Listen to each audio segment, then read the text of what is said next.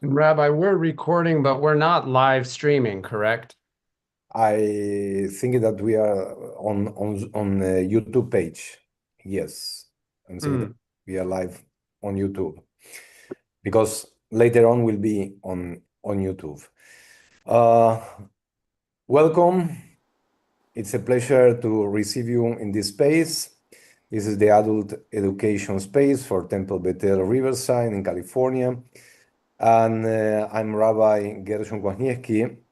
I work at Temple Bethel Riverside, and I spoke with Eric Sbar a couple of weeks ago, and I know that Eric spent a couple of days in Israel, and the motivation of this evening is to hear from Eric directly what he called Voices from Israel. Eric Sbar just returned from the Rabbinical School Fellowship trip in Israel organized by the Sinai Temple Israel Center, and he will share his experience and answer questions from our community. Why I invited Eric to talk about Israel? Because we receiving these days a lot of news and a lot of fake news about what it's going in Israel. We know that it's a difficult time.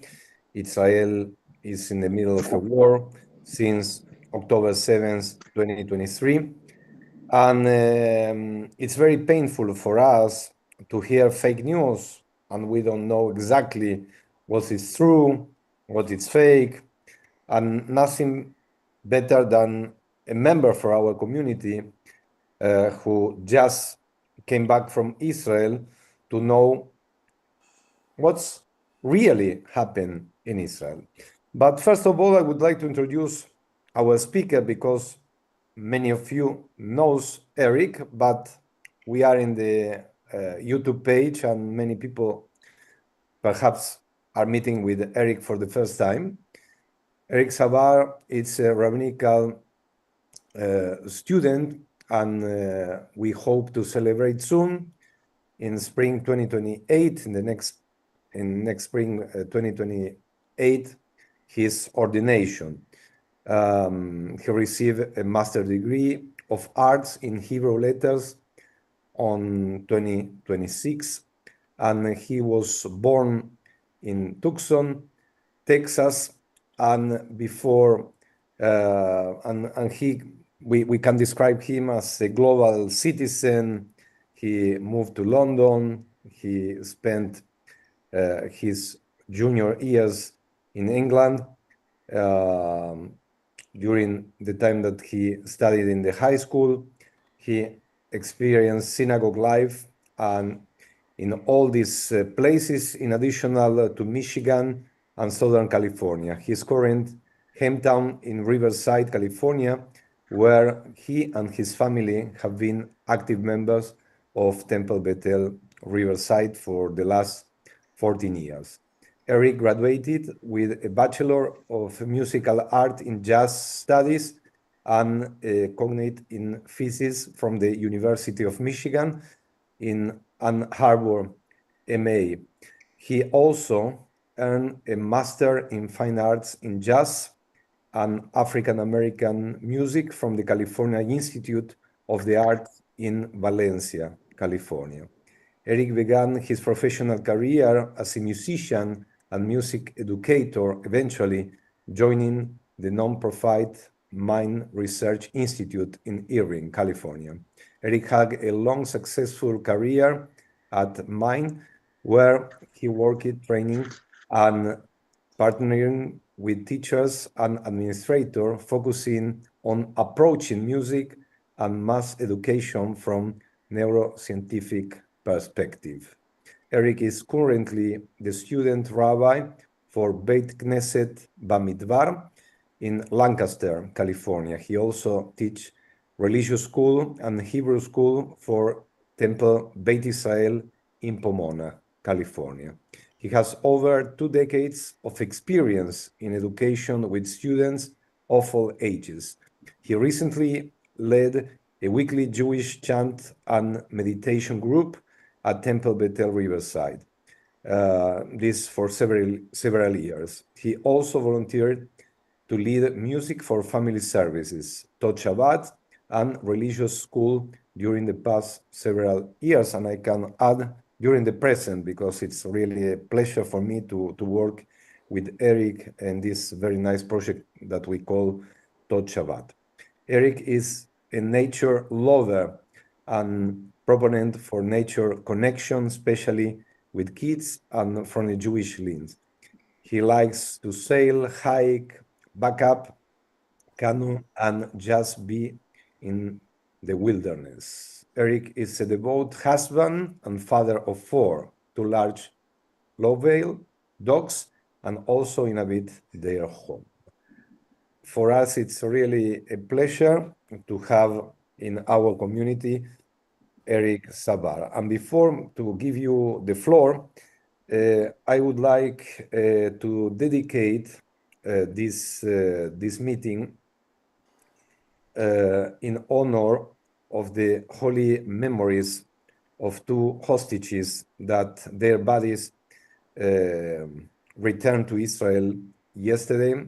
I would like to honoring the blessed memories of Judith Weinstein, Zichrona Libracha, 70 years old, and her husband Gadi Hagai, Zichrona Libracha, 72 years old. Both were American citizens and also Israeli citizens. We still waiting for good news for 56 hostages, and our desire is to bring them home now. The floor is yours, Eric. Welcome, and welcome everybody. Enjoy our adult education space. Thank you, Rabbi Gershon. Hi, everybody. Thank you all for joining. I feel so supported to have so many friends and family on the Zoom. I wanted to begin by giving a little bit of background about where I'm coming from. And obviously tonight I want to talk about my recent experience in Israel, but I'm curious, for those of you who are on, how many of you have had the opportunity to visit Israel? Maybe you can raise your hand, or if you know how to do the thumbs up, you can do a thumbs up. Good. Quite a few of you, it looks like. Well, it's wonderful. And Israel, you know, as a country is a new place relative to the United States and a lot of European countries. So it changes a lot. And I think one thing that you're hearing often now is that if you haven't been to Israel in the last 5 years, it's almost like you've never been there because it's changing so fast. So I just want to give my background, as Rabbi Gershon said. So I'm a rabbinic student. The first year of our process for all the rabbinical students is in Israel. So our whole family, so my wife Missy, who's here, and our 4 kids, we all lived in Israel for a year, starting last year, just before the war started, and then lived there during the first part of the war. Came back to Riverside, sort of adjusted again to life here. And then I had this opportunity outside of my program to do this fellowship through the Sinai Temple, which is a big conservative temple in Los Angeles. And they have this fellowship, which is for rabbinical students from across denominations. So it was me and a few other Reform rabbinical students, but there was about 15 of us who went on this trip, from Orthodox to conservative to Reform. And that's part of the point of it. So also, when I should mention that when I lived in Israel, HUC is really devoted to building a deeper understanding of the history and the culture of Israel. So there was at least 1 day per week dedicated to actually visiting places, hearing speakers, hearing from different elements of the community and all of that. So that's kind of the background that I'm coming with. I mean, in addition, in our different rabbinical schools work differently. Hebrew Union College, we're also doing history. I took an elective just on the conflict specifically. So I have a lot of historical background at this point. Also, before this trip, we had a handful of speakers, like we would meet on Sundays for a couple of hours. So we had, and everything from, we heard from Hamza Hawadi. He's a Palestinian from Gaza who is an activist, and he's actually was able to sort of escape Gaza and is living in a refugee camp in Germany. And he zoomed in with our little group from Germany. And we also heard from Einat Wilf, like a former Knesset or parliament member in Israel. We also heard from Reverend Johnny Moore, who is a head of an evangelical Christian organization. And I saw that Trump just appointed him to the board of the group that's trying to bring aid into Gaza. So we're hearing from very high level speakers, and that's the idea with this program.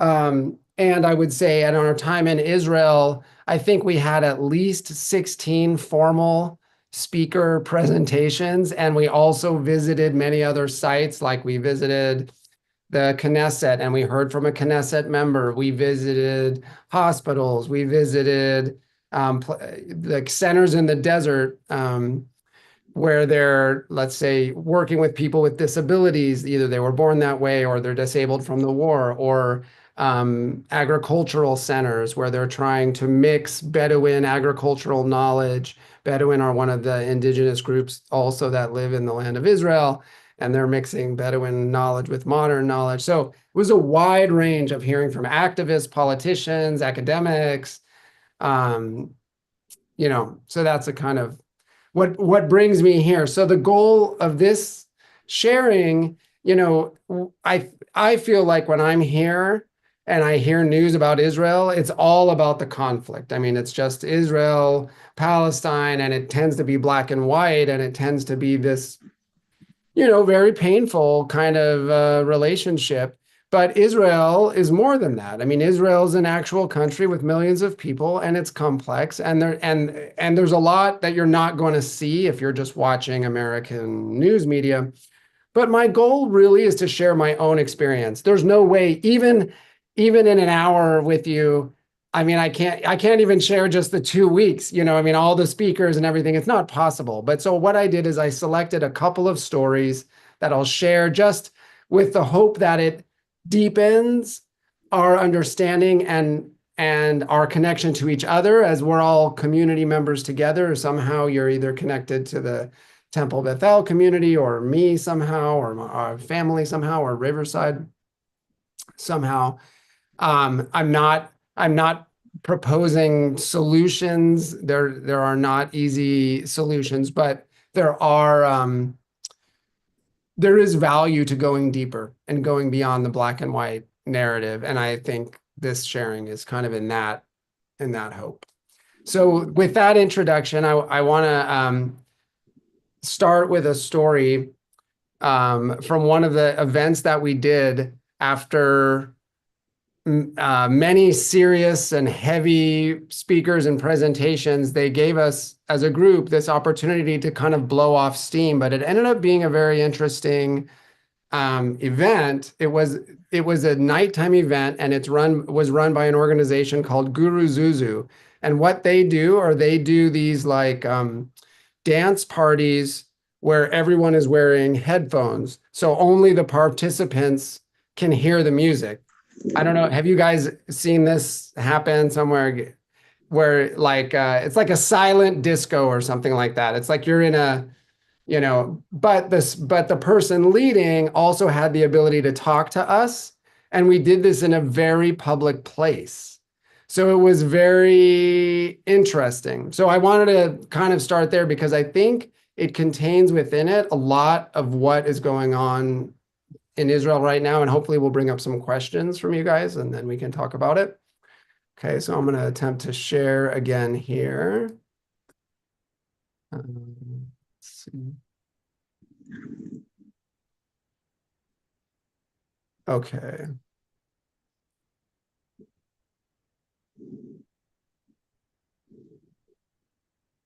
All right, so I may look over. So you guys can see my screen, right? Okay. So I want to show you, so the place that we did this silent disco is called Mamilla Mall. And anyone who's been to Israel recently has probably been to Mamilla, because if you walked into the old city, you walked through Mamilla likely. It goes up to the Jaffa Gate. It's very nice and new. I just took this video before we started. I was walking through. This guitarist is playing there all the time. And you can see he's Orthodox Jew, and people are getting ice cream. There's all these kind of shops. Some are very expensive, some are not, but it's a nice, beautiful mall. And it's like a walking mall, and you walk straight through the middle here, and you end up at the Jaffa Gate of the old city. I mean, I was just walking there. This is like sunset. You can see two parents with their kid. You can see his weapon. A lot, because of the war, so many people are carrying weapons. Obviously, a lot of young people are carrying their machine guns with them all the time. That's a element of Israel right now.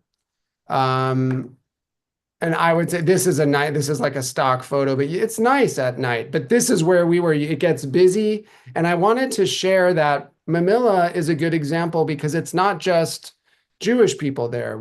There will be Muslim, Arabs shopping there. They're mixed in. They're in the stores, they're in the mall, they're getting ice cream. Even right now, people don't realize, like, when you just watch the news here, you think it's all like, us and them or whatever. But Israel, many of the cities are very mixed cities. And as most of you know, there are a lot of Palestinian citizens of Israel, or Arab Israelis, they're called, depending on who's introducing them. Now, this is what the Guru Zuzu thing kind of looks like here. He's having us do certain movements. You can't even hear his talking, but we're hearing music and things like that. And in this busy kind of mall space. And you can see we were sort of like dancing through the mall as people were sort of staring at us and wondering maybe what we were doing. But I will also tell you one thing that's very Israeli, and you can see, I mean, it's hard to tell, but like this looks like a Muslim family here, wondering what we're doing. They had extra headphones. So as we're going through and dancing, people were curious, and Israelis are not shy. And so they would just ask like what we're doing or if they can join in. And so other people would put on the headphones and join us for little bits of time. So you have a sense. I'm going to stop the share so I can see you guys for just a second better. Okay. So we're going through, so we start dancing. This facilitator had to break us out of our shells, right? Because it's hard to dance in public, and it feels awkward, but we all have a lot of stress to blow off. And so eventually he gets us dancing in circles and through the mall and doing silly things. And then we get to the middle of the mall, and there's already a massive group of young people there, because this is leading up to Yom Yerushalayim, which is Jerusalem Day is a big day with parades and like nationalistic elements. And so there were all these young people shouting and chanting and yelling and dancing together to the point where you couldn't even get through. And I thought, like, in America, if you were running a group like this, you would try to avoid them or go around them or whatever, but not in Israel. Like, he's like, go, like, join them. And then they started sharing the headphones, and they could tell. He put on a version of Am Yisrael Chai, for those of you that know that song, that they would know. So even without the headphones, they were all singing with us. And then the women got pulled in. The girls were dancing separately because it's a religious group there. It's one of the youth movement groups was there. And all the women from our group got pulled in separately. And so this all just got like intertwined together. And then eventually we pull ourselves out of that and we dance a little farther down. He had us actually like run in slow motion, and it was very silly. And people in the cafes were staring at us. And then we get to the next sort of junction in the mall, and people had been joining us, like I said, and putting on headphones. And then these three young Arab men joined us, and they put on headphones, and so they were standing with us, kind of wondering what's going on. And right at that exact moment, our facilitator starts talking about the formation of the state of Israel. And it was a little bit tense, but the reason that I wanted to bring it up is because I think this moment is a great example of some of the complexity, because we debriefed, like you saw us kind of in the circle in that video towards the end, and he had us all like step towards the center. He asked us more personal questions and how we felt, and everybody could gauge their response by how close to the center they moved. And then we sort of debriefed a little bit at the end, and it was very emotional.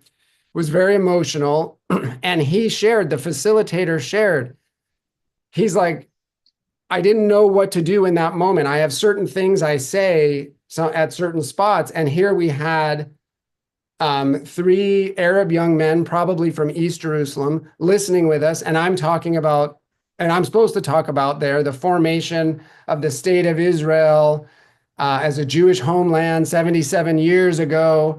And for a second, he felt tentative. But then he said, then I got mad at myself for feeling tentative. Why should I feel tentative? This is what happened. This is our state. This is a Jewish homeland. I shouldn't feel bad about that. And then, so he didn't in the moment hesitate. It didn't seem to us that he hesitated, but he said, but then I usually talk about how our vision for the future is that Israel is this home that is, for all its inhabitants, for everyone that lives there, that all people feel welcome there that live in the land of Israel. But he forgot to say that part, maybe because he was feeling a little bit, like jostled by the situation. So this is what I think is telling, is one, he felt uncomfortable, and then he got mad at himself for feeling uncomfortable. And then two, he usually says something very inclusive to our Arab neighbors, and then because he was uncomfortable, he forgot to say it. And that in a nutshell sort of encapsulates the difficulty of living together with people that are of other cultures, and the challenge of building a state of Israel, and what does it mean for the future of the state of Israel. So I wanted you to see a little bit of this. This was like a fun event to blow off steam, but I thought it contained within it a lot of wisdom. So I've been talking for a little while. So does anybody have questions about anything I said in the introduction or this first story, or to help understand what was going on, or even a comment? It's very common, Eric, to see Palestinian citizens, Israeli Palestinian citizens walking in Manila. I know because I lived during my rabbinical studies in Beit Shmuel, that it just one block from Manila, and then I used to walk in this way to go to the old city. It's very common to see Palestinian citizens, but it's not very common to see Israeli citizens walking in East Jerusalem. That also, it's a couple of blocks from the same place. And it's very important to see this. Arab citizens are coming and are walking in the Israeli side of the city, but in the east part of the side, Israeli citizens are not walking. It's really very dangerous for them. I know because I used to walk in the east side of the city. I like it to go there. I go to the market, but it's not regularly to see Israeli citizens in the other side. And also other thing that many people don't know, that the Palestinian women are wearing like Israelis. You don't know sometimes when are they Palestinian, when are they Israeli citizens. They are wearing in the same way. You can see also in the way that they are wearing, the freedom that they have in Israel. Nobody asks if are you Palestinian or not to walk in the mall. Yeah, and in that area, like when we saw kids, I mean, throughout the weeks that I was there and before, like you see a group of, young boys, for example, and I mean, you can't know if they're Jewish or Arab unless you hear what language they're speaking. I mean, and even these young men that were Arab that joined us, only like not even everyone in our group, like people who live there would know because of the way they dress is slightly different or their haircuts are slightly different, but it's much more subtle. I mean, if you're from outside, you wouldn't know. I mean, the men, obviously men that are wearing kippot, are Jewish, but not necessarily, not every Jew wears a kippah, so you don't really know. Are there any other questions or comments before I share it? Eric, Yeah. you mentioned when you were there before that you got to know some Palestinian families pretty well. Yeah. How much real interaction is there between the Arabs in Israel, who are Israeli citizens, I'm guessing, and the Israelis that are Jewish? I mean, are they very separated, or in fact, is there an effort to have more of a, what should I say, mixing and being together? I mean, this is a critical issue, and there are both worlds exist, right? So there are many people in Israel working to create spaces like in Jerusalem, there's a place called Field Bait where it's intentionally set up where music and art and culture, where people, it's right on the line between, what could be called, the green line basically between Israel and West Bank. But it's designed to be a space where both Palestinian and Jewish Israelis feel safe. And so there are a lot of people doing this kind of work. HUC, where I went to school, if for those of you that don't know, about 400 Palestinians also were going to school there. I mean, with rabbinical students in my class, there were only 25 from America. And then there's maybe another 60 to 80 that are rabbinical students there that are there maybe a couple of days a week. But there are hundreds of mostly Palestinians, some Christians or other groups, but that are studying Hebrew at Hebrew Union College so they can get better jobs in Israel. And we're all on the same campus. I don't know, Rabbi Gershon, if that was happening when you lived there, that might be a newer program. But, so but even there, I mean, we weren't in classes together. We were just on the same campus, because they speak Arabic and we're learning Hebrew. So we had different purposes per se, but we at least were there together. And then, yeah, there are also, Missy just reminded me, there are these schools called the Yad V'Yad schools, which also are set up intentionally so that kids grow up together. Arabs and Muslims, Jews and Christians grow up together in the same school and make, so there are people even at the YMCA there, they have a preschool, which is also intentionally integrated.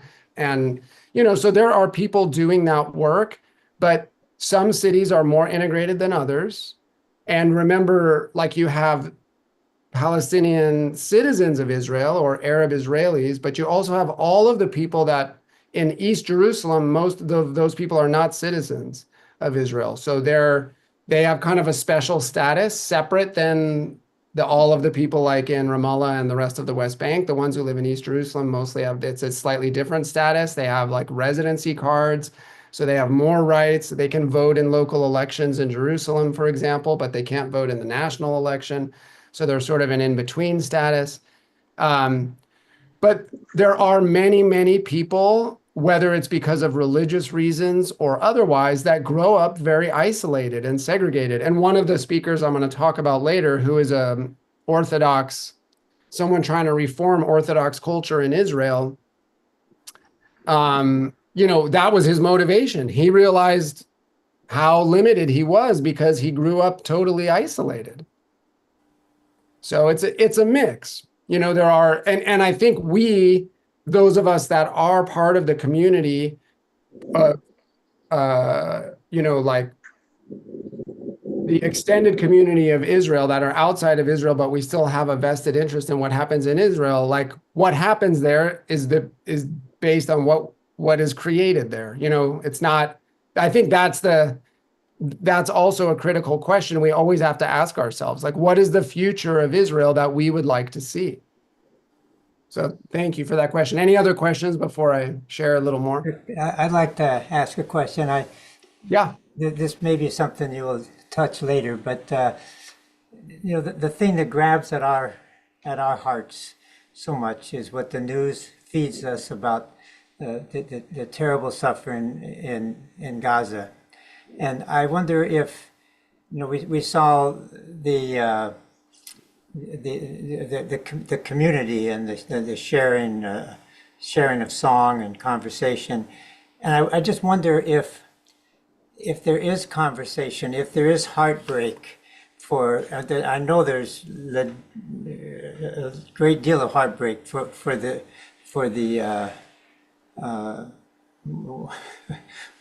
I always lose these words. Hostage? For the hostages. And Yeah. but the thing that daily touches us to such an extent that we just want to cry out, there's got to be another way. And I just wonder if the community discusses that, if that's an issue that's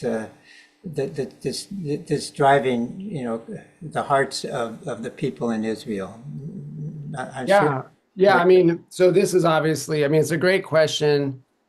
It's a large topic, but it's one thing that I think most Americans don't actually understand and don't see is the massive protest movement that's been going on in Israel since before the war started, because Israel currently has, not by my assessment, but by political experts' assessment, the most right-wing government it has ever had by far.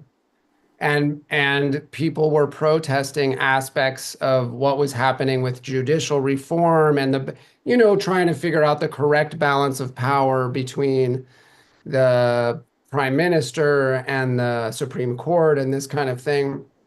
And specifically around Bibi, who has cases against him. If he is no longer the prime minister, that becomes a bigger issue. But there are hundreds of thousands of people who are protesting every week. In a tiny country, and we don't see it. And I wish that the American protest movements understood that there was an Israeli protest movement, and it's much more durable than what we even see in America, even on college campuses, to be honest with you. And I'm not saying their goals are aligned. I'm saying people need to be aware of it, because I think the country has all of these complex factions, which take time it's always like an onion, that's one thing I like to tell people when I start to share about Israel, is my feeling is I could not understand Israel from here. And I would say that generally applies to the Middle East. It is not sort of a version of America that's over there. It's a completely different fabric of society, different cultures, different elements. And you can watch news and read and everything, but we have to be careful. It's human nature, right? We all apply our own situation to other places. And that's what we have to do to try to understand it. We just have to be aware that it is a very, very different place with a lot of different cultures, and we can't really fully understand it from here. But I think one major cultural force in Israel right now is that people want to see the hostages released at any cost, meaning whatever, prioritize that, end the war. Not everyone. So, for example, this is yet another thing that happened recently, which if you follow the news closely in Israel, you might have heard of, but you might not have. There's a Reform synagogue in Herzliya in Israel that does an event every year. They've done it for 20 years, I think, where mothers in mourning because they've lost their children, both Palestinian and Jewish Israelis come together to mourn together.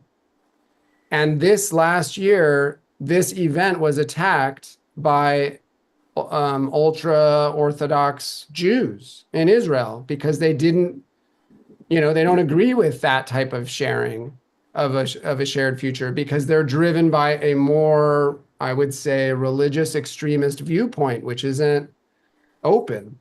So, so that represents, and it doesn't take, like if you have an extremist group and they're very active and very vocal, it doesn't take, they don't have to be a majority for their presence to be felt. And yeah, so maybe let me show a little bit more and then please more questions. I think it's great. So the next thing I wanted to share is, this is the thing that was, it's the hardest for me. This day was absolutely,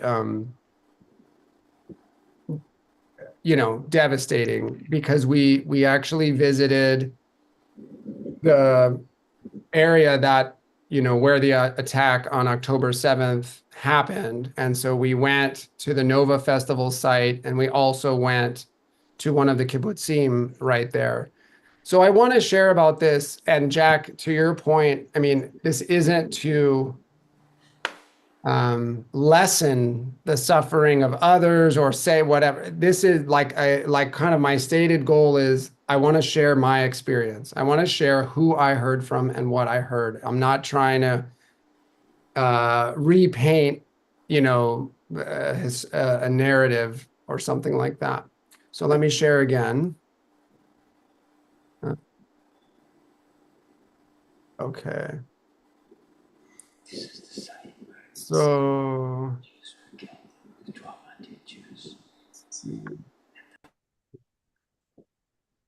okay, so I mentioned we went to the Nova Festival site. If we have time at the end, I might talk a little bit about it. It's too much to talk about both. The Nova Festival is where it was a rave, and it was, I mean, ironically, it was an international rave towards world peace. People came from all over the world in the name of peace. And those were the people that were slaughtered by the hundreds. It was, I mean, devastating. So it was too much to try to talk about the Nova Festival site in depth and the kibbutz Nir Oz. So I chose today just to speak about Nir Oz because there's only so much time, but Nir Oz is a kibbutz. It's right. This is a map. This is Gaza right here. This is Egypt. This is Israel. It's right, it's in this community that's right on these borders. Nobody is living there right now. There are normally about 400 residents. On October 7th, about 100 of them were either kidnapped or killed. And they all know, it's a community of 400 people. They all know each other like family, and they're all completely devastated beyond words.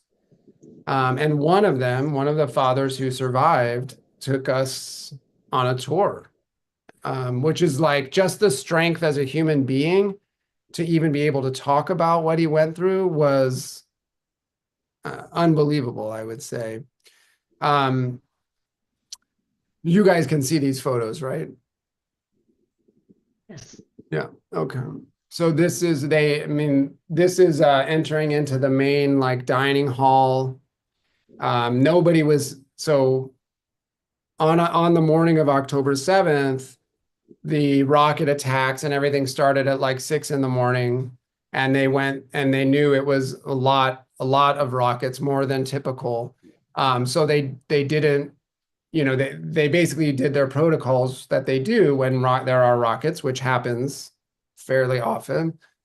And so they were staying in their safe rooms. But this is when the terrorists got here, they, broke into the main dining hall. They shot their way in through the door. You can still see the bullet holes there. This is the mail room. You can see they've labeled Chatufa or Chatuf. These are the black stickers mean that they were taken hostage. If they had a blue sticker, it means that they were returned or they were freed. And all of the red stickers, unfortunately, are people that were killed on that day. So I mean, can you imagine this community? It's just absolutely devastating. This is what they put in the hall. I mean, they didn't, they put the names of people that they lost or that were taken hostage. Nobody's living there right now, even though no one was in the dining hall. The Hamas terrorists did try to destroy it and burn it and so on. It's just a bullet hole view looking out. So I want to tell you, the environment in Israel, especially this part, is very similar to Riverside. You see a lot of the same plants, you see some of the same weather, and what they've done on this kibbutz is amazing. They've planted thousands and thousands of trees. They have a big agricultural production over the decades. They've built buildings and family, homes and everything, and it was really amazing. The families live in very small housing units, and the man who took us, his name was Barak, and he took us to his home, and here we are walking to the home, and there's all of the writing on the outside of the walls is from on October 7th, when they were trying to clear the terrorists out. They would clear buildings and the army would put certain symbols or whatever on there, but it took a long time to go through. But you can see it's all burned out. And this is his living room. This is, I don't know if you can see him here, but this is Barak here, standing in his old living room. And he spoke to us about his experience. So, I mean, they all went into their, every house has a shelter, a bomb shelter. And the bomb shelter is always the children's room, because then you don't have to move the children. So the adults, they just go into the children's room. And there's a door there. The children's room is so small, it's hard to even take a photo in there. It's just the size of like a bunk bed with like a room for a closet, and that's about it. But the doors on the bomb shelter are designed to basically prevent fire, but they're not really designed to like keep people out or even really stop bullets or something like that. They're not designed for that. It's designed for like if a missile was falling, and if rescue units had to come, they wanted the door to be easily openable. So basically, every family in these units was hiding in their bomb shelter when the terrorists came. And in the case of Nir Oz, the army, who is supposed to be able to come within 15 minutes, I mean, they do drills, they plan, like if there was ever an issue, the army can be there in 15 minutes. That's all they're set up for. And they had to wait several hours before the army came. It seemed like the army didn't come until 1 p.m. and they went into the bomb shelters around 6. But by 10 a.m., there were terrorists trying to open the door, telling them to come out, that they wouldn't hurt them. But in the end, obviously, they were just killing everyone that they could. And they burned their entire house after looting it. And they had to spend hours in the bomb shelter with their children, hiding in fear as the room filled with smoke for hours. I mean, it was just a harrowing event that you can't really imagine. And I took this picture because their door had this extra bolt on it, which is not the way they built them. But there was a man who was a welder who lived there, and he ordered a bunch of these parts, and he said, does anybody want, like, I can, it's really cheap, I can just weld this on there. And only 9 families said yes, they wanted that extra bolt on there. But essentially, whether or not the family survived was just based on whether or not they could keep the door to the bomb shelter closed, because they don't lock. So people had to figure out ways of barring it or putting something under the handle so it couldn't be opened, or in this case they happen to have this bolt, and that's why his family survived and others didn't. And it's just devastating. This is a little video. Many of you might know the Bibas family. That was the baby that was kidnapped. This is their house with the yellow flags. This is the Bibas house. They're right across from Barak's family. I took this photo because the room, as I was mentioned, the room filled with smoke as they hid silently with their children. They had 2 children. He had like maybe a 3-year-old or a 2-year-old and a 4-year-old, a 3-year-old, 2-year-old son and a 4-year-old daughter. The mother was with the daughter, hiding under the blankets silently, and he was with his son in the son's like baby bed, just hiding. And he said the children instinctively knew to be silent because they didn't want to be discovered. And at some point, I mean, when they were stuck in there for hours, there were looters that came. This wasn't just military. People came. He said he heard music. People came with children even. And what? Hamas military just. It was not just Hamas military. It's a mix of people came to loot, steal cars, steal anything valuable, jewelry from the houses, with the people that lived there hiding inside. And after hours, when he finally he had to crack the window because the kids were starting to vomit from the smoke. And he had to crack the window, which, could have meant the end of them. But he cracked the window and eventually was standing there ready to close it. And eventually the military came and they had to identify themselves. But you can see his fingerprints here, just covered in soot from trying to open the window from that day. It's all still there.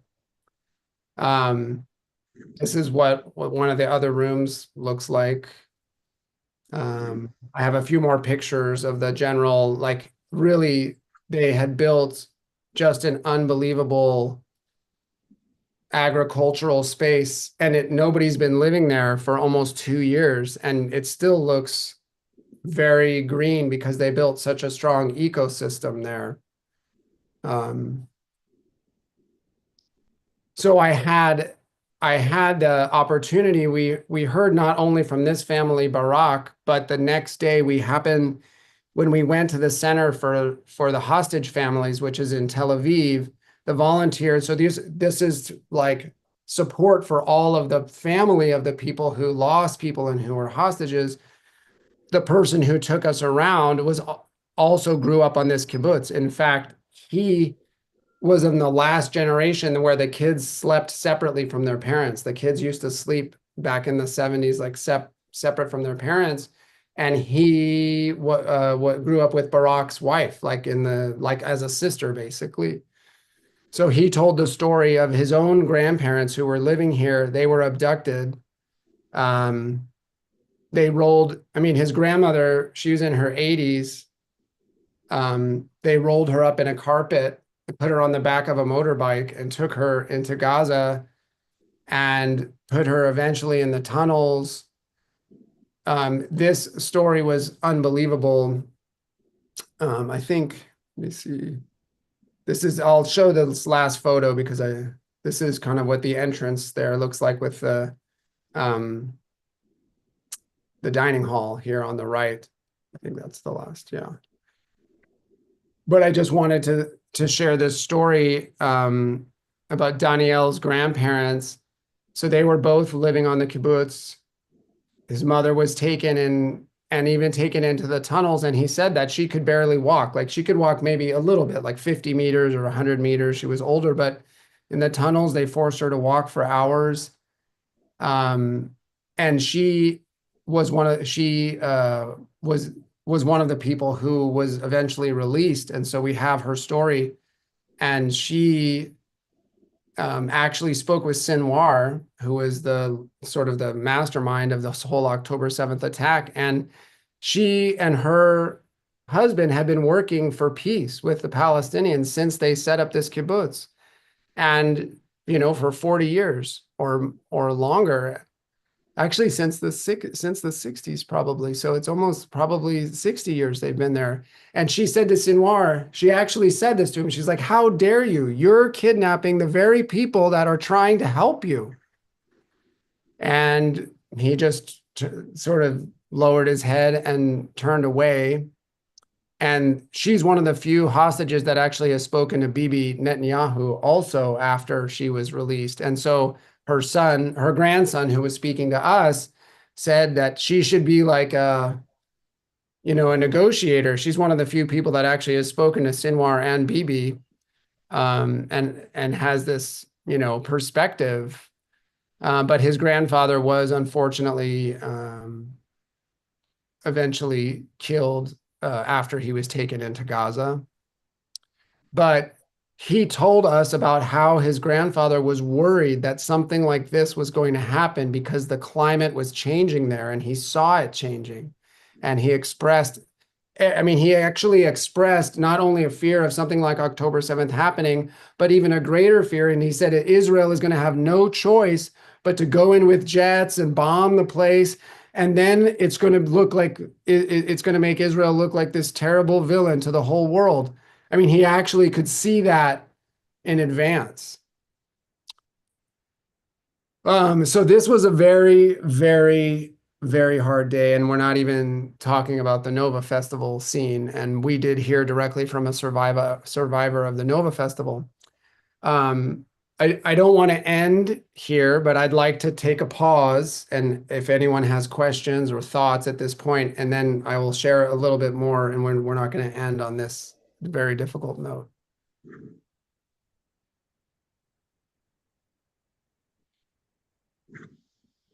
Would anybody like to ask a question or share a thought? It's okay if not. It's difficult to believe that there are people who still have doubt about the October 7th, if it was real or not. They discuss, they change, they say that it's a fake news. I'm saying that in our culture, in the Jewish culture, it's not common to show these devastated areas. But I'm thinking that we need to show more.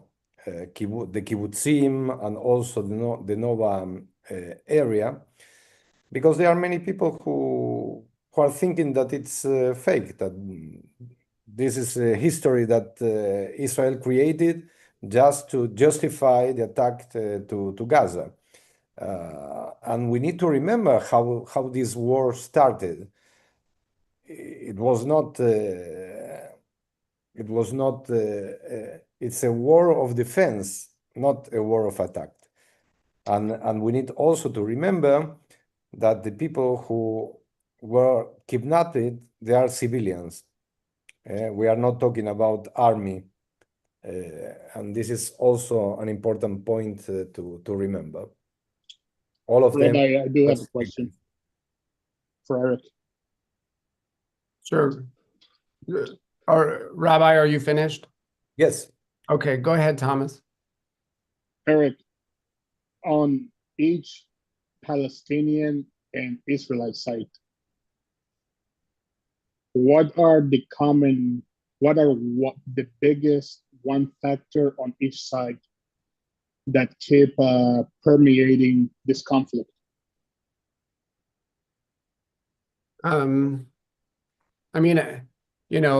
This conflict has been going on for so long and studied. I understand that, but most people haven't lived 70, 80 years ago. I'm talking about today, right now. Yeah, I think the pain, like, for example, I had many hopeful experiences during the year that I lived in Israel.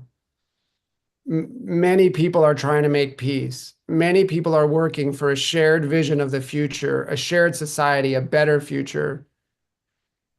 But when you actually hear directly these stories of October 7th, which all Israelis know, because they all know someone. I mean, Israel is not a big country. It's like the size of Riverside County, so they all know somebody who either is, was taken captive, or they know somebody who was killed, or they know somebody. I mean, they all hear these stories and they're all so personal.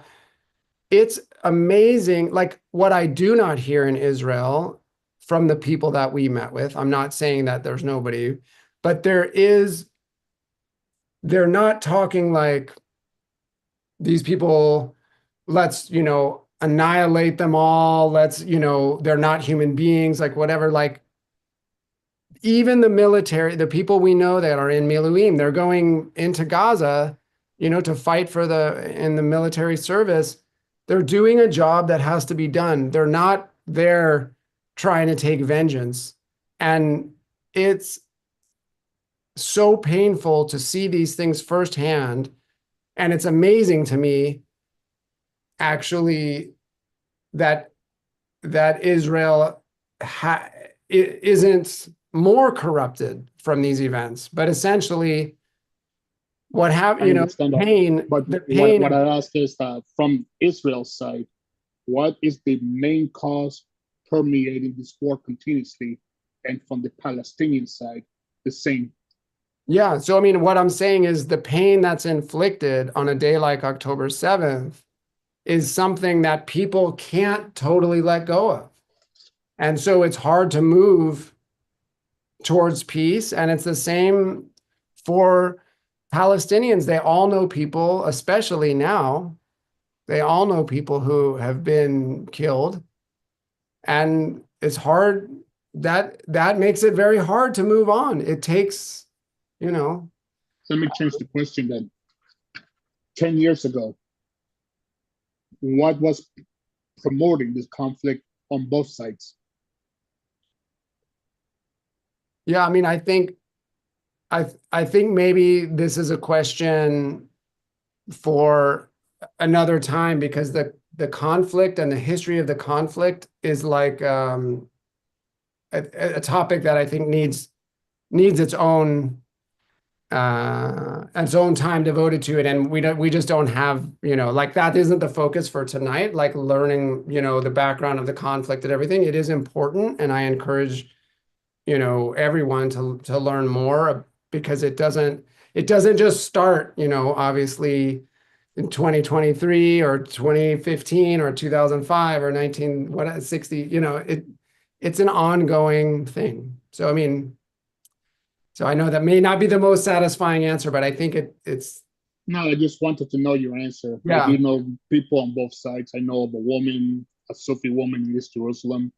I have a friend in Shlomi, another one in Gaza. I just wanted to hear your side. Yeah. Thank you. I suggest to move forward and to give to others to ask if any other have a question. Is there another question before I move forward to at least one more story? Well, this is Eric. Can you hear me? Yeah. Hi, Eric. I haven't done Zoom in years on my phone, my iPhone. That's why I'm called iPhone 6. It's Eric Lesser. Anyway, I just want to say your stories, the firsthand observations, experience are incredible to hear and listen to, and for you to share. And I want to thank you for this evening of sharing. I rushed home from work early to catch this, and that's why I'm on my phone. I didn't set up my laptop. So just amazing to see this firsthand and hear about it. And what a year you had there at a time of crisis. And it's just the devastating news every day, though, that just keeps going on. And I don't know what's left in Gaza. The destruction is just is hard to comprehend. But again, thank you for this firsthand account and sharing, and so much to think about. And it must have really made an impact on your year there. What a year to be there. Absolutely. Okay, thank you. Thank you, Eric. I really appreciate you making the effort, and I'm glad you're finding it helpful. Thank you, Eric. This is Diane. Hi, Diane. Hi, both Erics. It's nice to see Mr. Lesser here too, because I've never seen you on Zoom. But It's been a while, a long time. Yes, I'm good usually at for work you, babe. still, like Good for right you. now. Anyway, I just also want what I was thinking about our Rabbi Sbar, that he is the best representative that we could have had. You know, we've known Eric for a long time.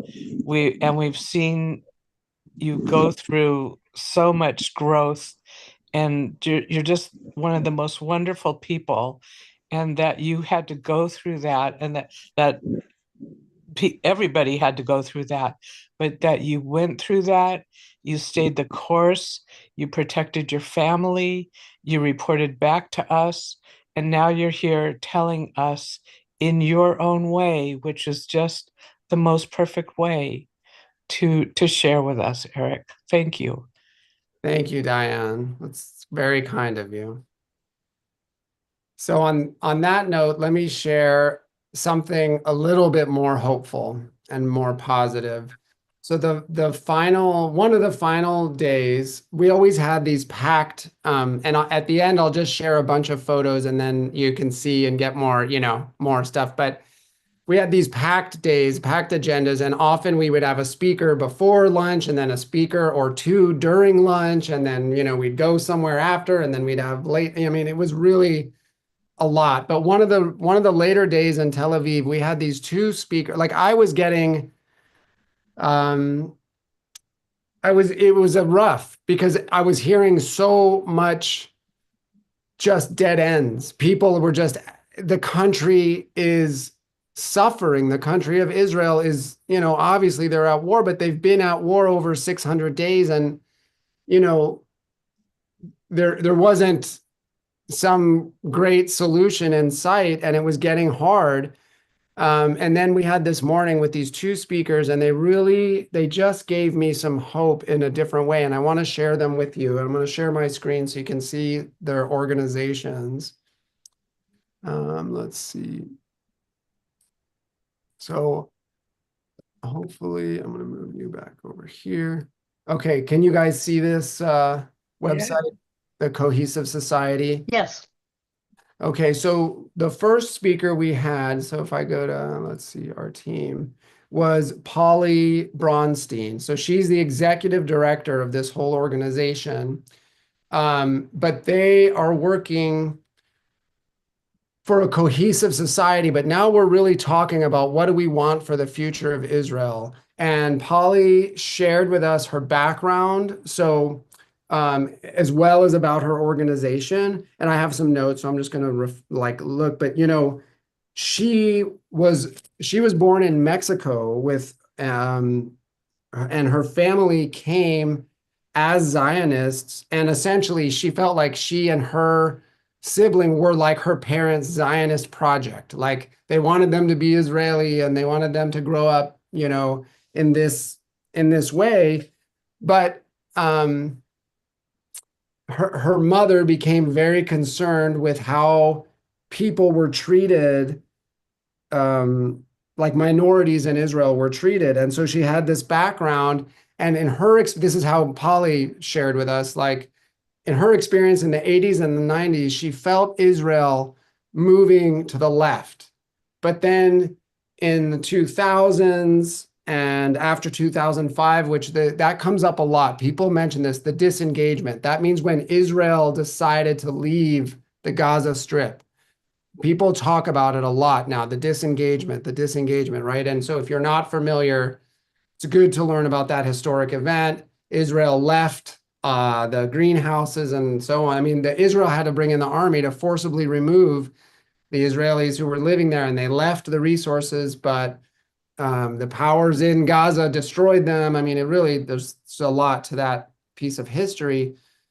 But she felt that Israel moved to the right, and she felt like what is missing is a strong center. And it it was so powerful for me to hear somebody that was actually devoted. Well, like they use these terms like a radical centrist or something like that, like actually really trying to make it happen. And she started this organization called the 100 Initiative. And, she's basically saying, trying to build this society that's safe and productive for everyone and all the members of society. She feels like what happened in Israel, and I wrote this down because it really struck me, is that there was this tension between people who were devoted to the whole country, which they call mamlachtiyut. Like if you think about the education, like there are the schools that are just like the secular schools versus people who are just going to religious education schools and so on. And there are all these like sectarian groups, and there are people who are just focused on their own group. And then there are some people who are focused on the whole thing. And there was this tension. And she said that the country didn't handle the tension well. Instead of real diversity, the state tore apart into rival blocks that hate each other. And that piece, that statement is something that played out for me multiple times, even when, and Missy's still here next to me, even when we were sitting in Tel Aviv last year, one time, an older Israeli just started talking to our family. We were having juice or ice cream or something sitting on a busy street in Tel Aviv. And his father fought in the War of Independence and just recently had died in his 90s and so on. And he, shared, he was born in Tel Aviv. He lived his whole life there. And he said, my father would be ashamed of the country that we have now. And I asked him why he said that. And it wasn't because the country did this or that, or it's too liberal or it's too conservative. It's because he's like, we don't listen to each other and all we do is yell at each other. And there's not a sense of this statehood that they worked so hard to build. So to hear Polly talk about her organization and this 100 initiative, she says, what we lost was the center, and many Israelis feel homeless politically. And people are blind, or they're just on one side or the other. And she kind of gave all these examples of like what it means to be a true centrist. She's like, it means that you hold more than one truth tightly. And she said, for like me, I'm a mother and I'm an executive. And those two things don't always go hand in hand. Sometimes it's hard to be a mom and it's hard to be an executive when you're a mom, and there's sacrifices that have to be made. But each situation that comes up, you make a decision based on what it calls for. You don't get stuck in the dogma of just one viewpoint. And so she gave these kind of things like, she wants the society to be a Jewish society and an Arab society. She wants it to be Westernized and modern, and also Middle Eastern. She wants it to be traditional and also modern. And she is devoted her life to it, and she spoke so passionately about it, and it gave me some hope. So I wanted to share some of her story. And then the two speakers spoke together, and they sort of know each other, and they played off each other a little bit. I pulled up, this is an organization called Netzach. Let me see if you can see this better. So Menachem Baumbach is the founder of this organization, and he spoke to us the same morning. So he is Orthodox, and his story was phenomenal, but he has started these schools, like he's pushing to get the Orthodox to integrate into the society. And as some of you might know, that's a big issue in Israel right now. We have a growing ultra-Orthodox population that doesn't participate fully in the society. They don't serve in the military like the others do, and they live more isolated. They have their own schools, and in their schools, they don't study the general subjects. They study only religious subjects traditionally. And he himself was volunteering, and I wrote down his story because it was so amazing. he was volunteering to help with some recent immigrants, I think from Russia or Ukraine. And he felt that he was handicapped from his own isolation. He grew up with such an isolated existence. He couldn't even teach the ABCs of Hebrew. They didn't learn Hebrew at all. He only spoke Yiddish. And, he couldn't teach any math. He never learned any math. He felt like he realized that this way of living was making him handicapped in some way. So he had this vision to create schools that are both religious and they teach a certain amount of general education, mathematics, so that people can participate in the society and have regular jobs. And he described his first fundraising or his first event to try to get people interested in his school. He made a big dinner. They invited everyone. They did all of this advertising. And he said only 4 couples showed up. And he asked the couples why they came. And one of them said they came because they heard there was going to be a nice dinner. And that's where he started. And I can't believe he didn't give up. But now they have 20 schools. And he says that he immigrated to Israel at the age of 20 from Mea Shearim. So meaning, for those of you who know, Mea Shearim is an extremely religious section of Jerusalem. It's so isolated that he feels like he immigrated from there to Israel at the age of 20. Yeah. And he also told me that the Bells community, which is a massive, so I visited the Bells synagogue last year. It holds like 10,000 people, something like that. It's the biggest synagogue. Maybe they fight who has the biggest synagogue, but it's definitely close. The biggest synagogue in the world. It has all these levels, and the story of it is amazing. But that community, he said, is going to start to use some of the type of curriculum that they are creating with this organization, so that they can be more integrated. They can have, jobs where they're part of the society and they can work for the society. They can serve in the military and they can contribute in a more direct way. I should point out, the Bells, the person who gave us the tour, they believe they are contributing to society. They believe they are fighting the war on a spiritual plane. And they said, look, we don't expect you to understand it, but that's our belief. So he's really working for positive change. So the two of them together gave me hope. They're coming from 2 totally different directions, but they're both fighting towards the middle, which is, I think, what we need. And he talked about it. His analogy was like of a pizza. And he said, you have all these slices of the population. He's like, I can work in the middle. He's like, at the fringes, he's like, you're never going to, he's like, I don't care. I don't waste my time on this population because I'm not going to be effective. So even with the ultra-Orthodox and the Orthodox community, he said, roughly 30% of the Haredi he considers modern Haredi. He said, I can work with this group. Maybe another 10%, he said, have like a modern touch, meaning a little bit of something modern. So 30 to 40% he can work with. The rest, he can't right now, but he's not letting that stop him from doing this work. He works towards the center of the pizza. That's how he thinks about it. And I thought that was a nice analogy.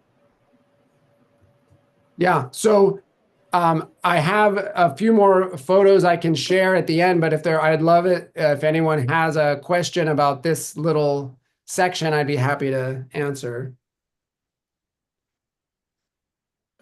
I just think it's really important what you're saying about a middle ground. The rabbi said, right, the second temple was destroyed because of infighting. I was afraid, we were so much infighting that was one of the reasons for October 7th. We were kind of caught with our pants down because we were busy fighting among ourselves and not seeing the other person's point of view. Not enough arguments for the sake of heaven. Yes. Oh, it's And this definitely. country too. No center, just Still on one a group Zoom against meeting. another, unfortunately. Yes. No, that is something that is certainly brought up. And, one of the speakers we had, I didn't mention, but he was a general in the reserves. Um, his name was Nitsan, I think Nuriel. And he gave us a geopolitical update of the whole region. And it was fascinating because people think this is about Israel versus Hamas or Palestine and Israel. But he talked about every single country in the Middle East, Iraq and Iran and Jordan and Syria and Egypt and even China and even Pakistan and so on. Like it's all connected. He spent the whole thing giving this big update. And so there are a lot of reasons. So like it seems like Israel had infighting and that was an opportune time.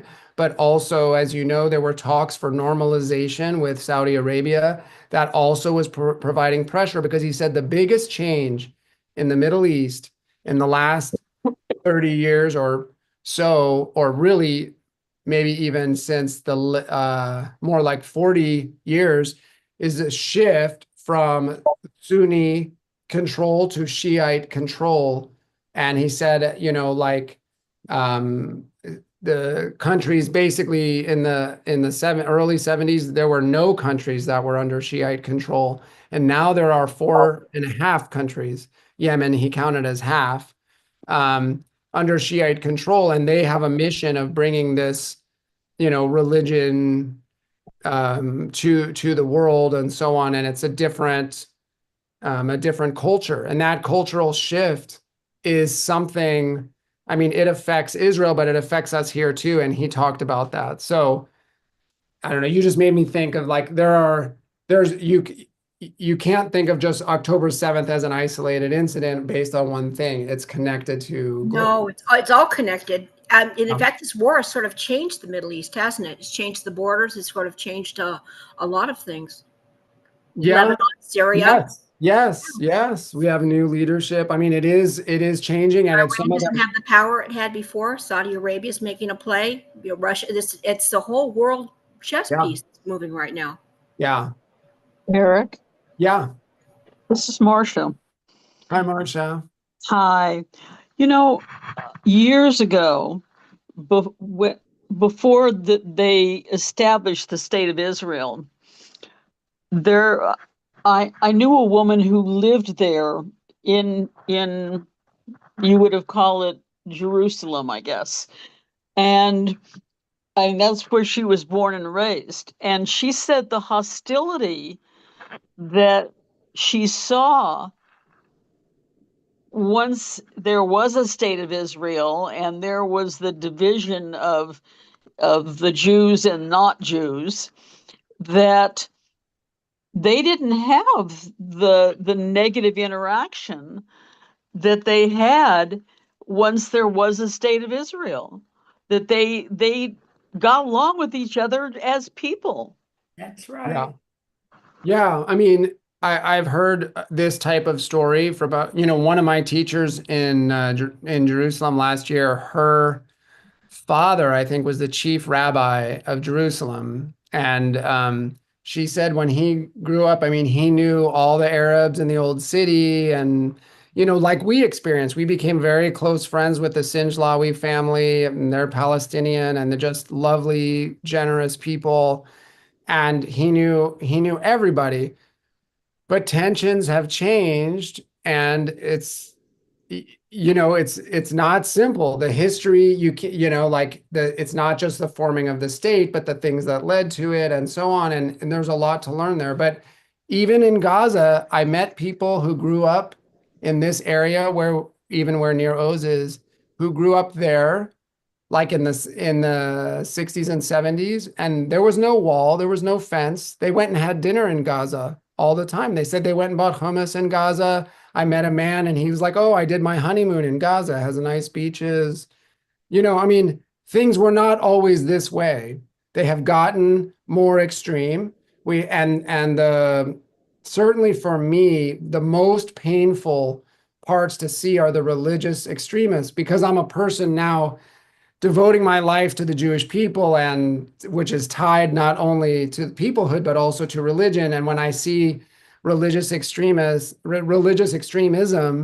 dividing us and causing so much pain and suffering, that's the hardest for me to see. And so maybe that gives some insight into why, when I see people working for shared society and through art and culture and music and in these organizations like I shared, I take some hope from it. But thank you. Eric, it is something that you mentioned earlier. Is that really what the reason this Hasidic Jew gave you, that they're just there for the spiritual part of the war?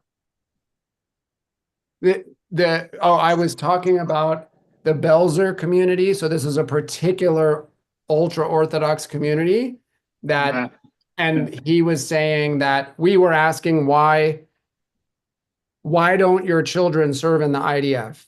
And he was very kind to talk to us about it. And he said like a couple of things. He said, one, you have to understand our kids, they've never seen a movie.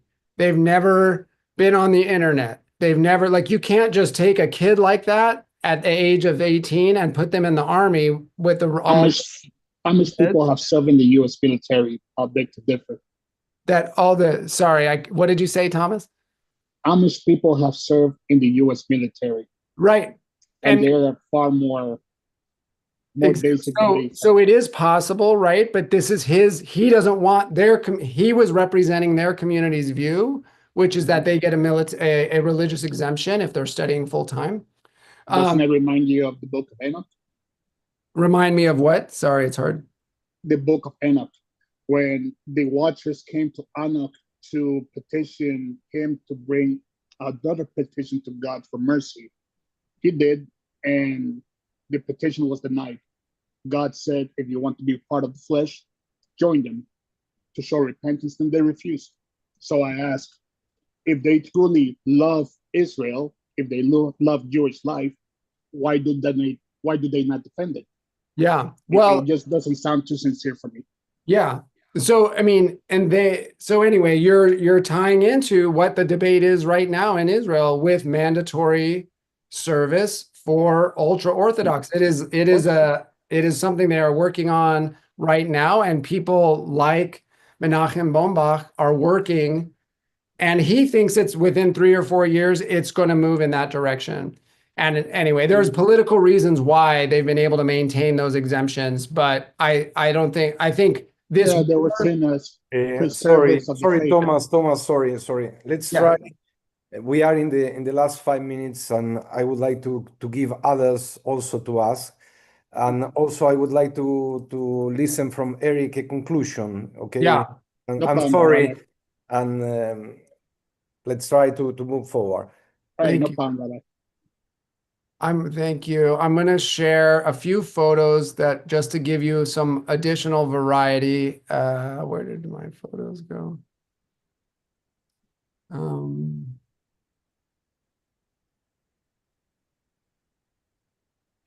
Here we are. Okay. So let me move this. I wanted you to see some scenes of Jerusalem. This is one of my favorite gardens that walk through. This is by the North African Center, or Jewish North African Center. It's amazing tile work and gardens. We saw this, I was just walking and saw this very cool parade. This is actually a box of Shabbat candles and a tzedakah box. And they were marching. I thought it would be related to the war or something, but they're just, some religious group. That was what they were marching for that day.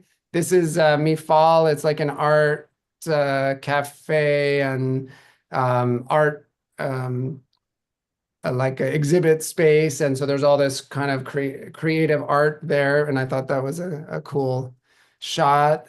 Here's some graffiti. Hakol Shalanu means everything is ours. So this is, these are, and this one, it says, the Israel of Beitar. So maybe just for the sake of time, I'm not going to get into the Beitar, but that's one of the movements there and tied to the football team and an ideology, a soccer team and an ideology. I did go to Yad Vashem.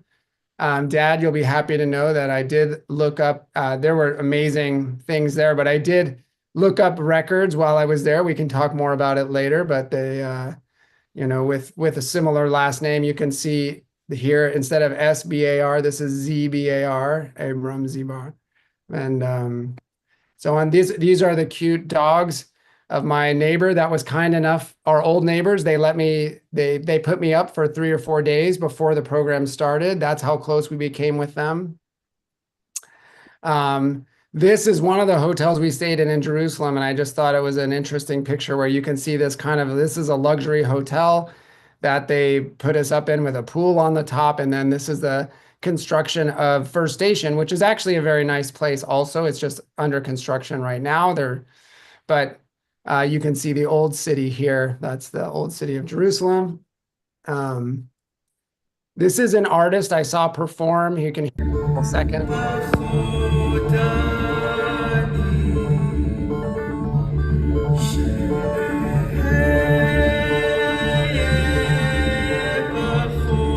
I went to a very creative night of music. It's in a place called Mazkeka, and it's like a little bunker, really. It's very packed, and this was like creative electronic music and jazz.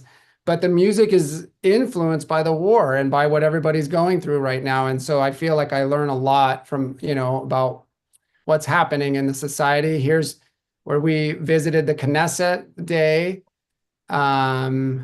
And that's, oh, Alex, is Alex still on? This is that Mikey Pauker happens to be a good friend of Alex Reeser's, and he was on the trip with me. But I think you get the idea. We also did like a cooking night where we made food together that helped us blow off a little steam. And that was kind of a funny thing. We got people, and we made pita and all this other food. I was going to show, oh, I think that's good. And we're just about out of time.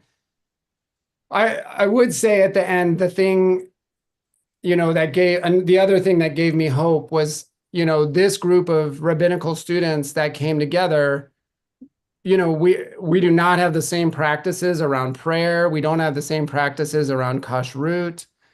You know, we really, some of them are Orthodox. Some of them go to seminaries where women aren't even allowed to attend, or you know, women can't even become rabbis. And other of them are women becoming rabbis in the same group. And it gave me hope that this group could bond and share, be respectful together, support each other. Even now, we're sending each other messages all the time about things we're doing or what's happening for us. Everybody feels really close. And I think in addition to seeing the people working for peace and working to build the center, I would say I was inspired by this group of future rabbinical students that are you know, coming across a certain amount of difference even within Judaism to hopefully build a better world. So thank you all for spending this hour and a half of your time with me.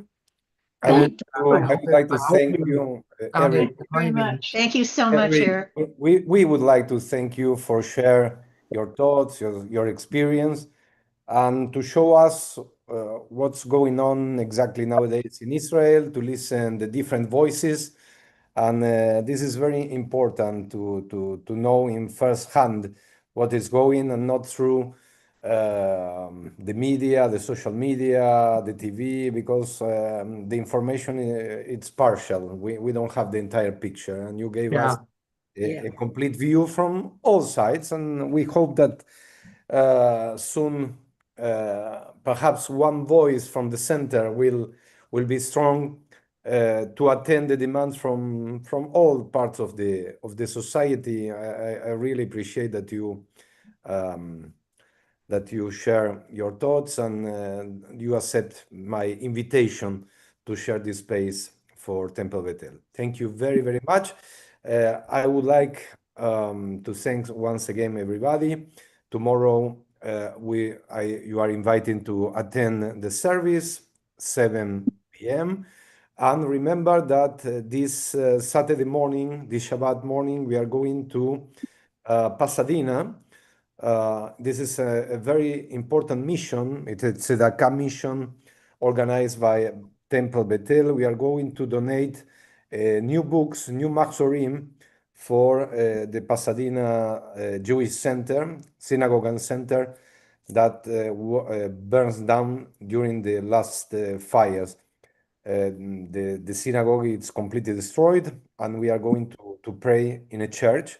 But it will be very important. If you would like to join us, please contact our office tomorrow, and we organize carpool to go to Pasadena. If you like more information, please contact us, but join us to support the Pasadena community. Eric Sbar, we would like to hear more stories. Thank you very much. And we invite everybody to participate in the adult education meetings every 2 weeks here by Zoom. Thank you very much. Have a good evening. Thank you, Rabbi.